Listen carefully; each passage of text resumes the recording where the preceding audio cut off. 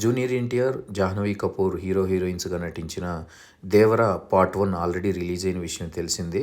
దీన్ని కొరటాల శివ డైరెక్ట్ చేశారు. Part 2 yet to be released. But కొన్ని సోర్సెస్ ప్రకారం పార్ట్ 2 మోస్ట్లీ ఉండకపోవచ్చు అని చెప్తున్నారు. ఎందుకంటే what ever narration Koratala Shiva ఇచ్చారో ఆ నేరేషన్కి జూనియర్ ఎన్టీఆర్ అంతగా సాటిస్ఫై కాలేదని, అది ఫోర్స్ఫుల్గా సీక్వెల్ ఉన్నట్టుగా అనిపిస్తుంది.